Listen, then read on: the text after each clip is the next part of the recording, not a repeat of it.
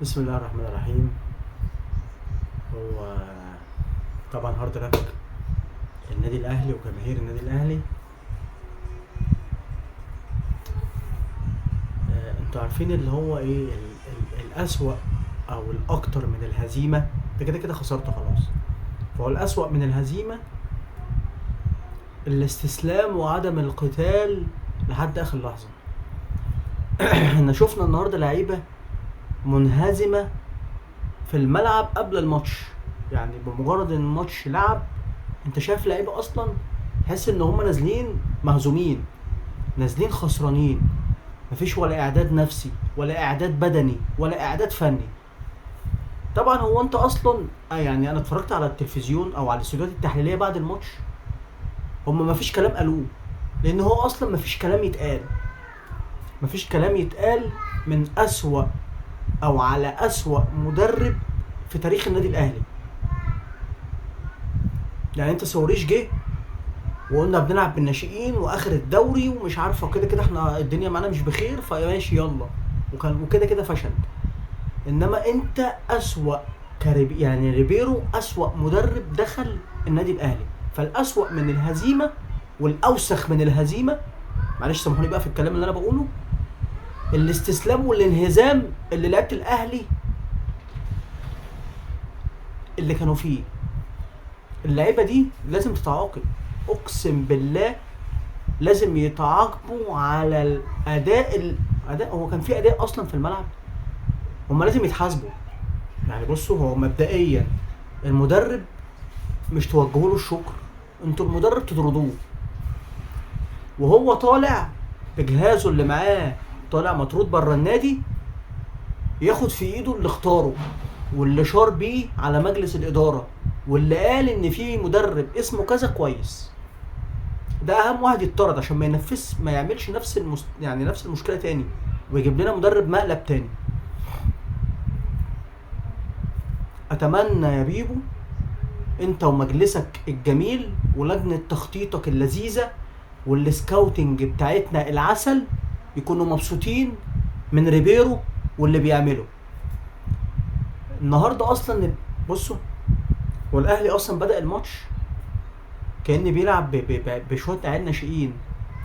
طبعا احنا اللعيبه كده كده غلطانه، ولكن انا عارف مستوى اللعيبه، يعني انا عارف بن شرقي وعارف زيزو وعارف شريف وعارف بن رمضان، انا عارف اللعيبه دي عندها امكانيات، ولو ان عندهم بعض الاخطاء مفيش مشكله. انما المدير الفني ده كارثه، ده كل دقيقه بتعدي عليه جوه النادي الاهلي كارثه وخساره فوق الخساره. لما ابقى جايب لعيبه بالامكانيات دي وصارف المصاريف دي كلها، وفي الاخر اجيب مدرب اخره يدرب في الدرجه الثانيه، مدرب يدرب اخره في الدرجه الثانيه، يجيبه يمسك الاهلي ويمسك اللعيبه دي.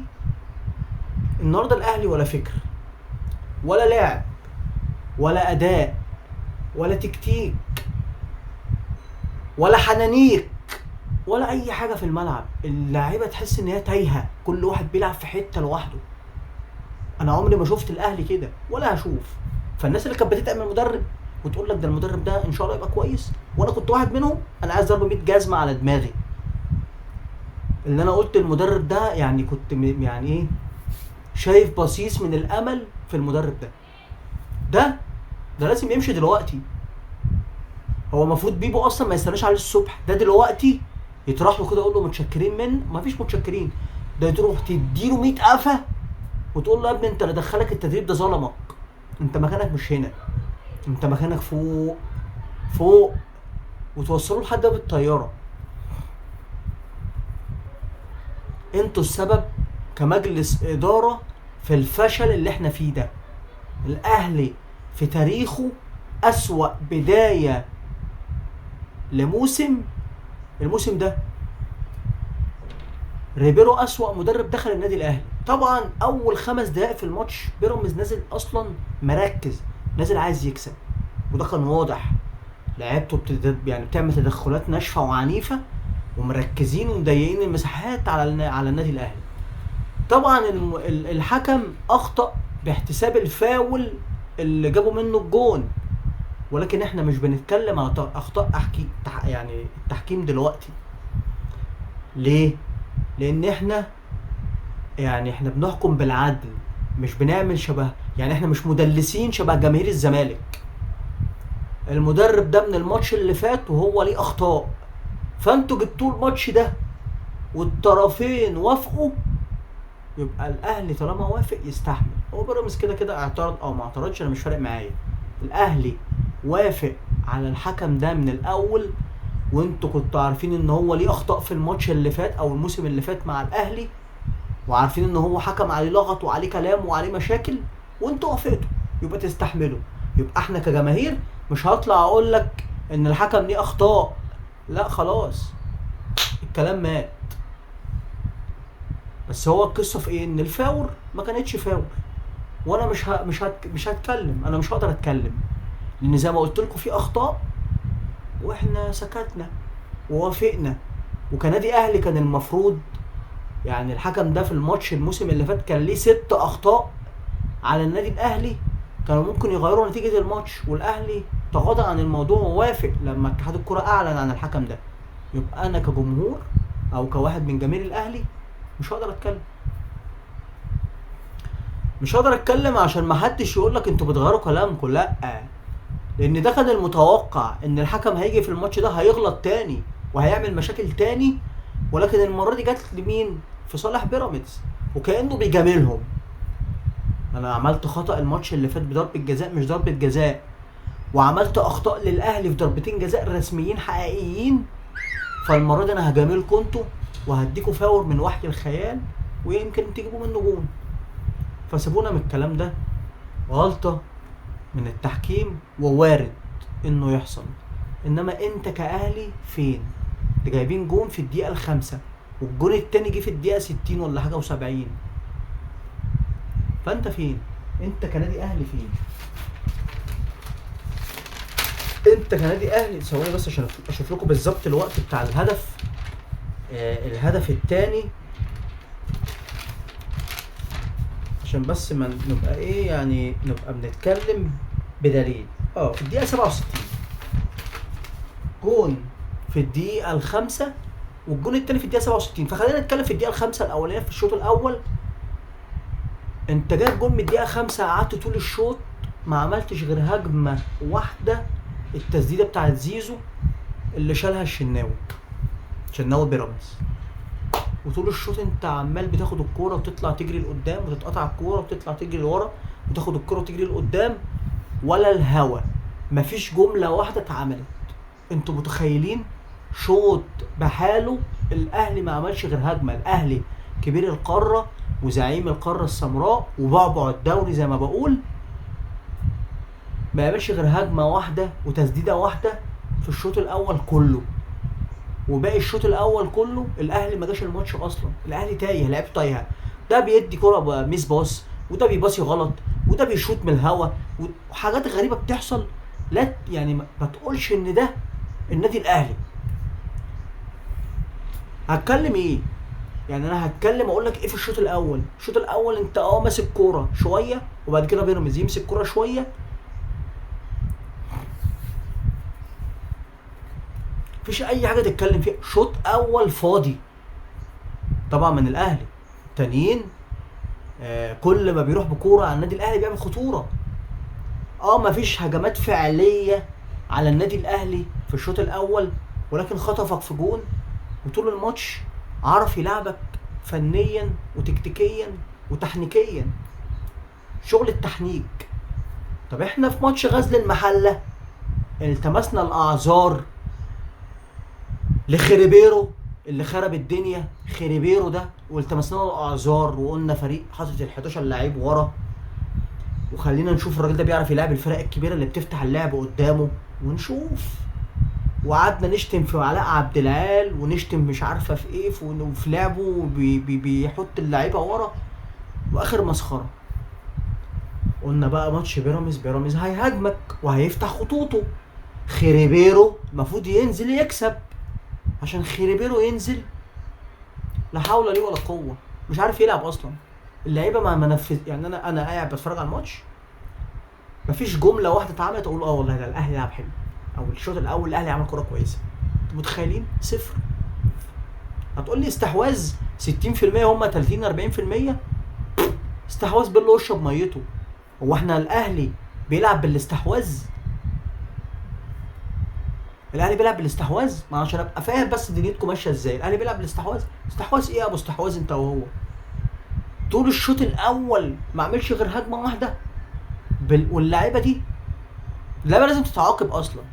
يعني اللعيبه لازم تنزل عليها عقوبات، عشان اللعيبه دي كانت مستسلمه وبتلعب بانهزاميه. وده مش من النادي الاهلي. الاهلي عمره ما يلعب باستسلام ويرمي الفوطه بدري. الاهلي بيفضل يقاتل لحد صفارة ما حكم يصفر. انما اللي انا شفته ده فريق مهلهل فنيا وتكتيكيا ونفسيا وذهنيا وبدنيا. والله ماسك لساني ما قادر اتكلم. يعني انا عاده في الماتشات انا بقعد اشتم. انا اصلا كده في الماتشات زي ما قلت لكم بقعد في اوضه لوحدي عشان اشتم واشخر واتحول واعمل محدش يحس بيا. انما انا مش قادر اتكلم. انا بص عايز اقول لك، انا يعني بضغط على لساني. انا لو سبت نفسي ان اضغط لساني هقطعه من الغيظ ومن النرفزه. فمعلش يعني ايه، واحده واحده معايا. والله العظيم. لحظه واحده اشرب شويه ميه.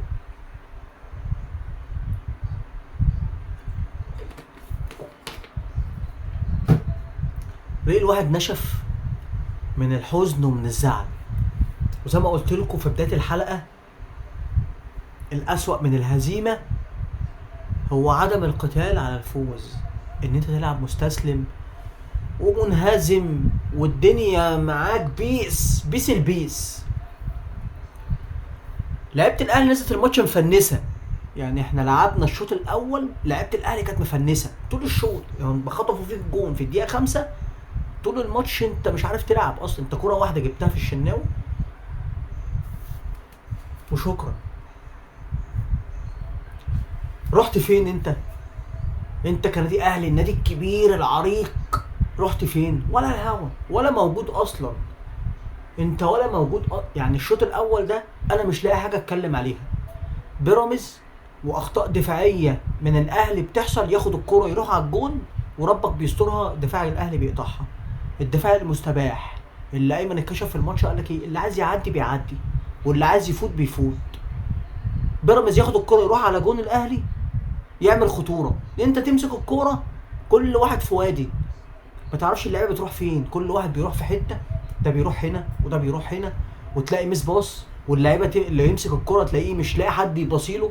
يعني كم مره بن رمضان ياخد الكوره مش عارف يباصيها لمين ولا عارف يعمل بيها ايه. لعيبه الاهلي اللعيب منهم يمسك الكوره تلاقيه 3 4 من بيراميدز ضاغطين عليه ومش سايبينه يلعب براحته، عكس ما الاهلي بيعمل. الاهلي بتوع بيراميدز ياخد الكوره تبص تلاقيه براحته بيبازي وفين، وتحس ان الاهلي ايه، يلا بيضغطوا اللي هو ايه، انا بضغط اهو.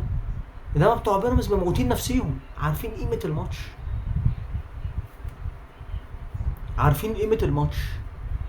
مش انت عشان يخلص الشوط الاولاني بهجمه وحيده وشوطه وحيده للنادي الاهلي على بيراميدز، الاهلي المهلهل فنيا وتكتيكيا، عشان يبدا الشوط الثاني. وانا كنت على امل ان الاهلي يعمل حاجه وينزل شكله متغير، والاقي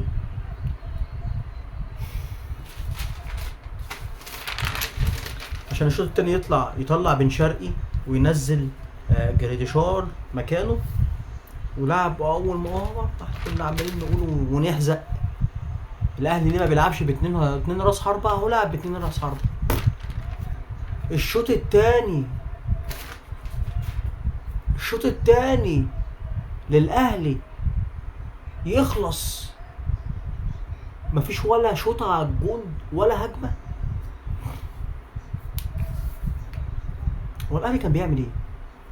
يعني هو ايه الجمل؟ طب يمكن انا انا ما بفهمش، ما اتفرجت على ماتش تاني. حد يقول لي الاهلي الشوط الثاني عمل ايه؟ ايه الهجمه المؤثره اللي الاهلي عملها الشوط الثاني تخليني تقول لا والله ده الاهلي لعب حلو، ده الاهلي عمل جمل كويسه، ده الاهلي كان موجود في استاد السلام.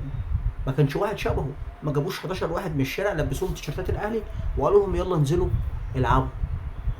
بيراميدز المهلهل اللي خسر من مودرن الماتش اللي فات وما كانش عارف يلعب، بيجي قدامك انت ويقلب ريال مدريد. احنا مش مندهشين، احنا مش مستغربين. انا مستغرب بس من الحاله اللي الاهلي وصل لها. انما هي كل الفرق بتيجي قدام منك وبتتحول.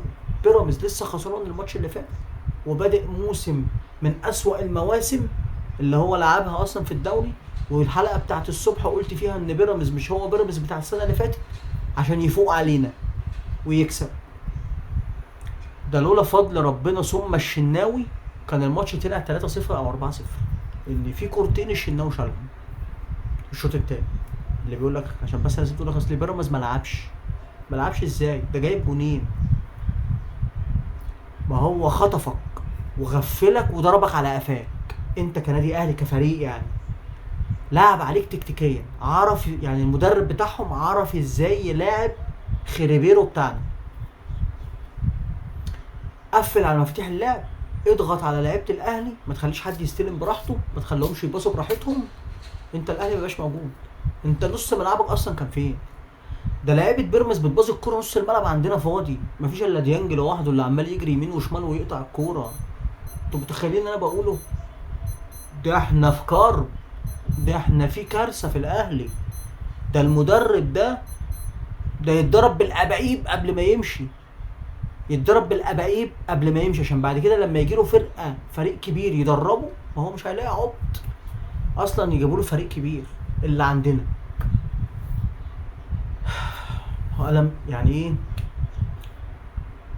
والله العظيم انا مش عارف. يعني انا اصلا قلت هطلع اتكلم في الحلقه، اتكلم في ايه؟ بس انا قلت اطلع الغيظ اللي جوايا والكلام اللي جوايا والكبت عشان الواحد ما ينفجرش، عشان الواحد ضغطه ما يعلاش. فانت النهارده خريبيرو عملت ايه؟ ايه الجمل اللي انت محفظتها للعيب؟ يا راجل ده انا لسه بقول لايمانك الصبح يا رب كنت تكون ذاكرت الفرقه، تكون عرفت خطورتها عشان تحدها ونقط ضعفها عشان تستغلها. تقوم جاي تخسر، ولولا الشناوي كنت زمانك خسرت 4. ده ايه ده؟ هو في ايه؟ يعني انت كمدرب فين بصمتك فين؟ يعني اللعيبه عندها اخطاء ولازم يطلع ميتين سلسفيل اللي جابهم وخلاهم يلعبوا كوره. انت كمدرب فين بصمتك في الفريق؟ فين الجمل التكتيكيه بتاعتك؟ فين الفنيات اللي انت بتعلمها للعيبه؟ ده لعيبه الاهلي النهارده في الماتش ولا فنيات ولا اي حاجه. كل واحد بيبازي مع نفسه وكل واحد بيلعب مع نفسه وميس باص غريب وكور غريبه وباصات اغرب وحاجه كارثه بكل المقاييس بتحصل في النادي الاهلي. والخطيب نايم في العسل، جايب مدرب عشان يوفر المرتب بتاع كولر، جايب لنا مدرب من تحت السلم. انا كنت بقول يكمل بعماد النحاس. كان ما هو عماد النحاس ما كانش هيطلع اسوأ من ده. على الاقل فاهم اللعيبه. ده الجماهير في المدرجات موتت نفسها. انا اول مره اشوف الجماهير تطالب ان المدير او المساعد بتاع المدرب هو اللي يقود الفرقه في اخر الماتش. نادوا على عماد النحاس عشان يدير الماتش وريبيرو يقعد بقى يركن على جنب، ونادوا ان ريبيرو يمشي، ونادوا يا ريبيرو خد جهازك وامشي، يا ريبيرو خد جهازك وغور في داهيه. ناس واعيه وناس فاهمه. انما اللي حصل النهارده في الماتش ده لا يغتفر. لازم عقوبه من الاهلي على كل اللعيبه اللي لعبت في الماتش. لازم كل اللعيبه اللي لعبت لازم تتعاقب، ينزل عليهم عقوبه تقيله ومش فلوس، لان هم اصلا اغنياء. فانت واحد بياخد 50 مليون في السنه هتخصم منه ايه؟ مليون جنيه؟ ما انت مش هتقدر تخصم اكتر من مليون، هتخصم منه مليون جنيه كانه اتعشى بيهم بره. لا، ده تنزل عليهم عقوبات ماليه ويقعدوا دكه. والله العظيم تنزل عليهم عقوبات ويقعدوا دكه. هو ده الحل. لازم تغلظ عليهم العقوبه، لازم العقوبه تتغلظ، ما يبقاش الموضوع يعدي كده يلا بركه دعاء الوالدين. النهارده مفيش ولا جمله واحده اتعملت في الماتش. ريبيرو ما كانش له اي لمحه فنيه في الماتش. انت لاعب 90 دقيقه، الشوط الاول كان فيه 5 دقايق ولا 6 دقايق لاعب، والشوط الثاني يعني لعب حوالي 100 دقيقه، 50 و50 بتاع 50 100 وشويه دقيقه، ما عملتش غير تسديده واحده بتاعت زيزو، وما فيش اي فنيات في الماتش، حتى تغييرات خرا.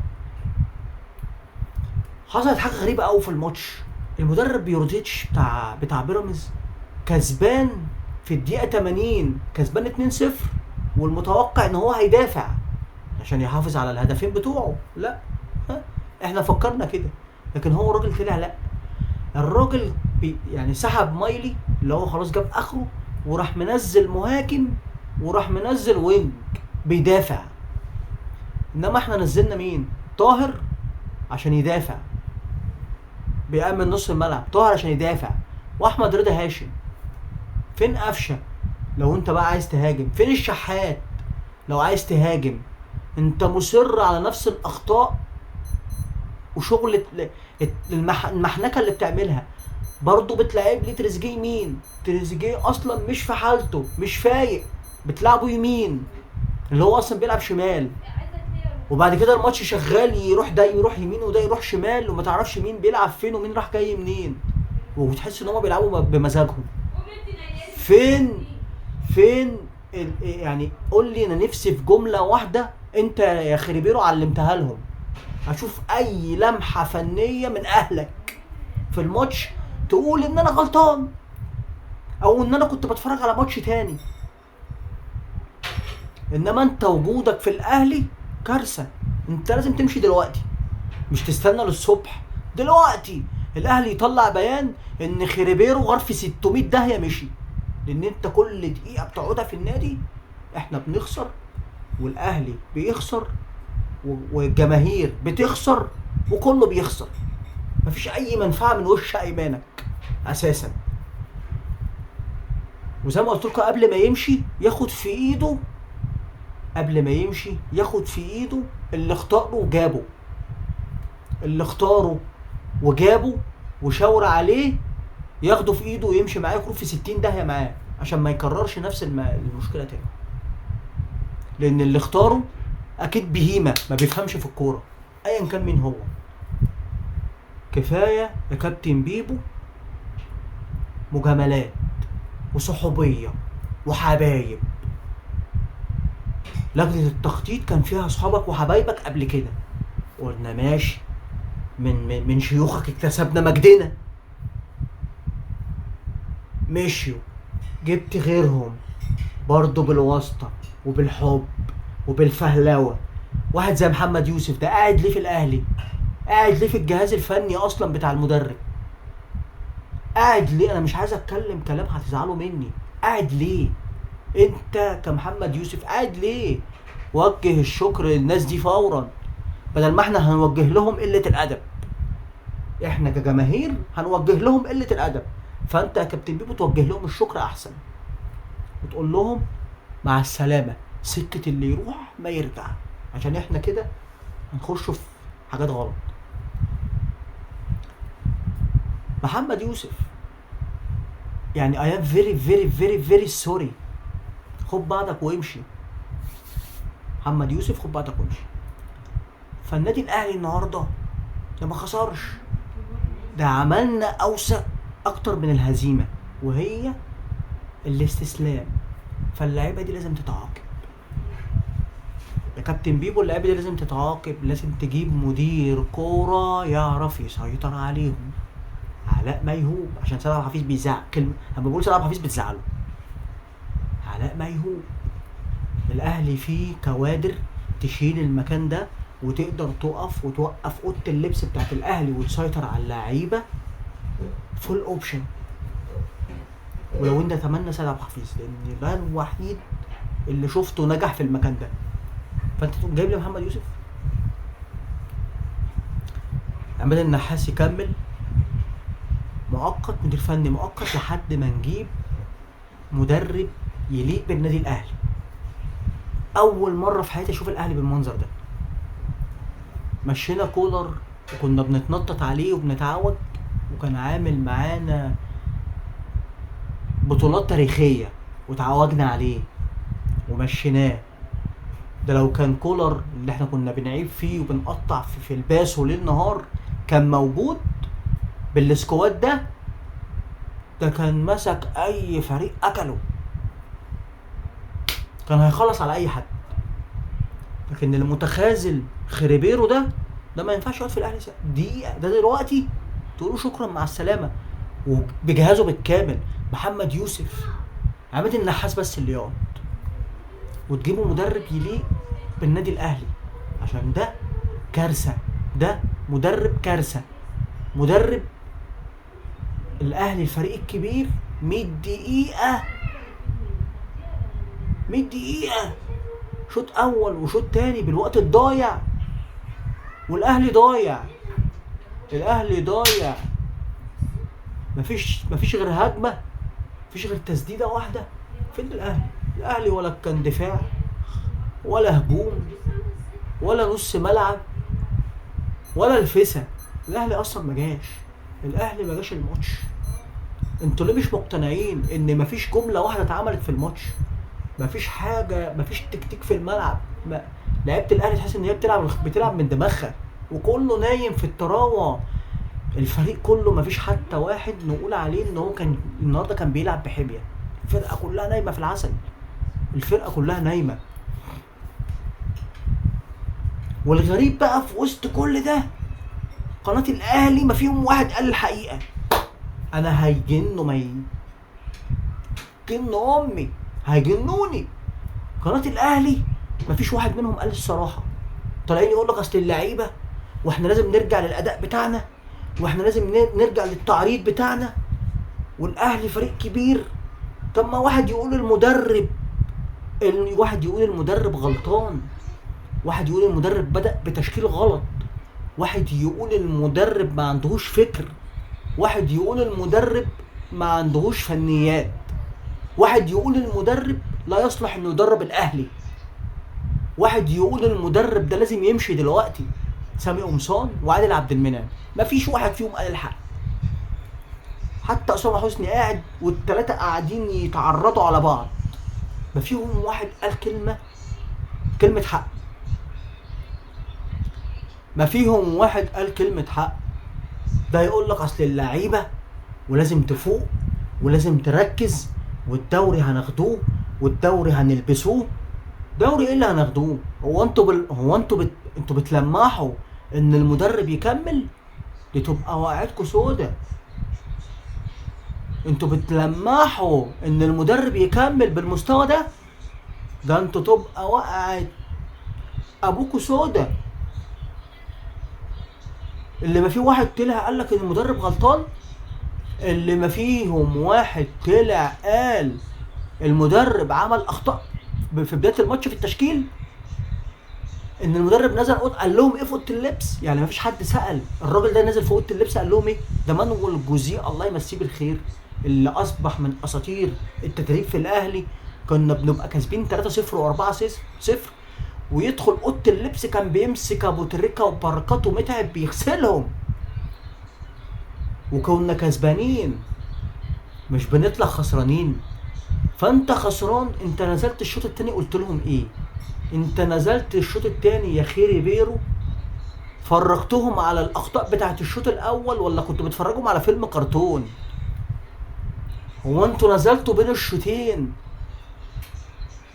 اقول ايه بس انا مش عايز الخبط في الكلام. هو انتوا نزلتوا بين الشوطين. قناه الاهلي واسامه حسني وسامي قمصان وعادل عبد المنعم قاعدين بيعرضوا، محدش منهم قال الحق. قاعدين يتكلموا على اللعيبه وسط الفنيات، واللعيبه احنا عارفينها كويس، واللعيبه ما كانتش النهارده فايقه وما كانتش مش عارفه ايه. طب فين المدرب؟ ما هم ما يقدروش يجيبوا سيره المدرب عشان بيبو ما يزعلش. مش هيقدروا يجيبوا سيره المدرب عشان بيبو ما يزعلش. بيبو هيزعل، هم لو قالوا المدرب هيبقى بيبو كده غلطان، ما هم اللي جايبينه. ولف بينا يا دنيا وكلها كيكه وبيقطعوا منها ومتطبخه وبياكلوا وعايشين ورايقين.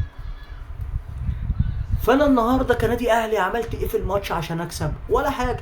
قدمت فنيات ايه في الماتش؟ ولا حاجه. ده انا ما اتكلمتش عن الماتش اصلا، لان مفيش ولا حاجه في الماتش تتكلم. بيراميدز كان ماسك كوره وكان هو اللي بيهاجم، ياخد الكوره ويروح على دفاعك الدنيا تتكعبل والدنيا تبوظ. انت تمسك الكوره لعيبتك تقعد تلف حوالين نفسها، هو مش عارف مين بيلعب فين. يلا وبازل ده وده يبازل ده الكوره طويله وده يبازل ده الكوره ما اعرفش فيها ايه. هو في ايه؟ هو في ايه؟ فاحنا هل عشان خاطر امام عاشور غايب فده اللي بيحصل؟ يعني هو الاهلي كله واقف على امام عاشور؟ ما هو ده اللي يبان. هل الاهلي واقف على وسام اللي الاداره بتاعتنا المتخاذله بعد ما مشيته وما جابتش مهاجم، وهنقعد نلف ورا نفسينا تاني ونلف ورا بعضينا تاني وندور على مهاجم؟ واشرف داري اشرف داري وداري ولا انت داري ولا اي حد داري بالمصيبه اللي احنا فيها. اشرف داري اللي جاي يتعالج في النادي الاهلي، جاي يتعالج عندنا. هو تقريبا ما عندهمش مستشفيات كويسه، فحد قال له ده على الاهلي عنده مستشفى حلوه فجاي يتعالج عندنا. انا قلت لكم ايه؟ بوز الماتش اللي فات ايه؟ قلت لكم بصوا، هو اشرف داري لعب ماتش المحله حلو، لو لعب ماتش بيراميدز يبقى كويس، ولو لعب هيتصاب، ولعب واتصاب. هو يلعب ماتش، الماتش اللي بعديه يتصاب، يرجع من الاصابه، يلعب ماتش، الماتش اللي بعديه يتصاب، ولسه ساكتين ومقعدينه. يعني احنا لسه ساكتين وسايبينه قاعد في الاهلي. ازاي؟ ما اعرف، انا ما اعرفش. المهم ان هم سايبينه وبيقبض ومفيش حد عايز يتدخل ويكون همه على الفرقه ويقول لك ان اللعيب ده عنده مشكله او عنده اصابه مزمنه ولازم يمشي. مفيش يا عم. ما كل واحد بيدور على نفسه بقى، ما لهاش حاكم.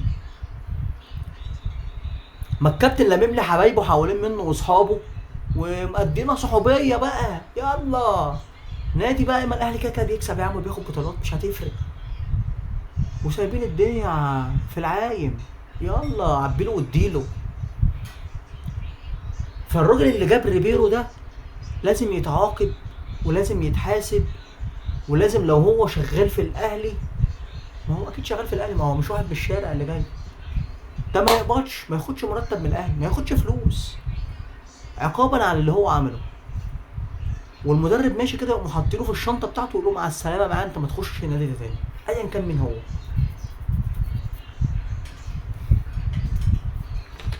حاجه تحزن.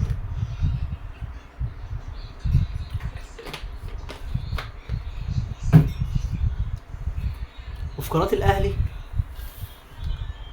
ما بيقولوش الحق. انا عمري ما اتفرجت الا من رحم الله على قناه الاهلي وقالوا لي ان فيهم واللي كان بيقول الحق بطلوا يطلعوا فيها. علاء ميهوب كان بيشخرمهم في الماتشات، بطلوا يجيبوه. ما هو طبعا مش هيطلع في قناه الاهلي يقول لك الخطيب غلطان والمدرب غلطان والمدرب وهيسيبوا اللعيبه. لا، هيلبسوها للعيبه برغم ان المدرب غلطان، بس هيلبسوها في اللعيبه. ما هي اللعيبه غلطانه كده كده اوريدي، اللعيبه كده كده غلطانه، محدش قال ان هي مش غلطانه، اللعيبه غلطانه والمدرب برضه غلطان. مدرب غلطان لازم يتحاسب، ده قبل ما يمشي لازم يتحاسب الاول على اللي عمله.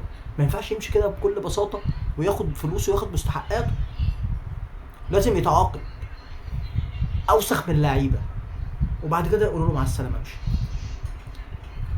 انما اللي حصل النهارده في الماتش ده انا مش لاقي مبرر ولا لاقي كلام قوي. حتى ما فيش كوره غير كوره زيزو اللي في الماتش كله، الماتش كله ما فيش كوره. مدرب بتاع بيراميدز قفل على المدرب بتاع الاهلي اللعب وخلاه مش عارف يلعب، وقفل على مفتاح لعبه ومسك نص الملعب، وانت الاهلي ماسك الكوره عمال يشوطها لقدام ويعمل عرضيات ما اعرفش لمين، وما عندكش حد بيلعب هيد كويس. لعب يلا، احنا بنلعب ايه؟ احنا مأجرين ساعة خماسي في الشارع وبنلعبه، ساعة خماسي وبنلعبه. هو حد حاسس بحاجة ولا حد فاهم؟ ويطلعوا على القناة بتاعت الأهلي مفيش منهم ذكر يقول لك إن المدرب ده غلطان في تشكيل، ما عندوش فنيات، ما عندوش تكتيك، ما قدمش حاجة من ساعة ما جه الأهلي. مفيش حد منهم قال الحق. الراجل ده لازم يمشي فورا بكل بساطة وبكل سهولة. إن الأهلي النهاردة ما راحش الماتش. الاهلي النهارده تقريبا كان بيتدرب في التتش وجابوا 11 سباك من الشارع يلعبوا مكانهم. الاهلي ما خرجش من الجزيره. الاهلي اللعيبه بتاعته نايمه في البيت، ما راحتش الماتش، لان دول يكونوا استحاله يكون ده فريق الاهلي ولا يكون ده مدرب الاهلي. الاهلي الكبير محتاج مدرب اكبر من ده ويليق بيه، مدرب اقل ما يقال عنه انه يمسك نادي شباب المزاجنجيه، نادي شباب ام السيد، لكن ما يمسكش الاهلي ابدا. لعيبه الاهلي دي لازم تتمد على رجليها وتتضرب على قفاها وتتغرم، ولو اقدر يقعدوا دكه كلهم ما يلعبوش تاني عشان يتربوا ويعرفوا قيمه المكان اللي هم فيه. انما لما اتفرج على ماتش ما فيهوش جمله، اتفرج على ماتش وده انا لو بتفرج على ماتش في الدرجه العاشره مش هيطلع بالمستوى ده. انما اتفرج على الاهلي ما عملش جمله واحده، الاهلي ما عملش جمله واحده توحد ربنا في الماتش، ولا فنيات ولا تكتيك ولا الهوا. وانتوا مش عارفين تلعبوا كوره؟ ده ما كانوش عارفين يباصوا ولا عارفين يلعبوا ولا عارفين يطلعوا بالكوره. انا نفسي افهم الناس دي ايه، نفسي افهم لعيبه الاهلي دي عايزه ايه، والمدرب ده كان نازل الماتش عايز ايه وبيعمل ايه. ماتش من اسوأ الماتشات اللي الاهلي عملها، وتستاهلوا كلاعيبه النادي الاهلي تحفيل جماهير الزمالك عليكم والانتقاص منكم، وبيراميدز والصفحه الرسميه والادمن الزملكاوي بتاعها والتلقيح عليكم، واتفرجوا بقى على اللي هيجرى لكم. بس انتوا تستاهلوا، عشان انتوا لعيبه ما تستحقوش تبقوا في المكان ده. انتوا عايزين تترنوا علقه مظبوطه، لان الفرقه دي ما عايزه رجاله. الاهلي ده اللي يلبس التيشيرت بتاعه لازم يكون راجل قد المسؤوليه، مش اللي هو انا بنزل انا مش عارف مين راح فين ومين جاي منين. مدرب فاشل ولاعيبه فاشله ورئيس مجلس اداره افشل منهم ان هو وافق يجيب واحد زي ده ملوش سي في ومش معروف.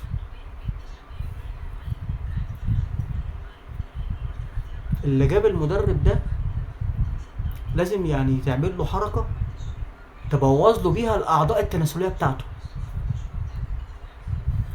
حركه تخليه يعمل البواسير تعملها له. طبعا مش عايز اقولها، بس هي حركه تخليه يعني اقول لك ايه، بس هارد لك لجماهير الاهلي، بس هارد لك لجماهير الاهلي بس. ماتش من اسوأ واوسخ الماتشات اللي انا شفتها في حياتي. اتمنى ان الراجل ده يمشي، السباك ده الحلاق ده يمشي فورا، ونبدا نحط الفرقه على المسار الصحيح. معلش انا طولت في الحلقه من القرف اللي الواحد فيه. الاهلي فوق الجميع، الاهلي رقم 1، وتصبحوا على خير.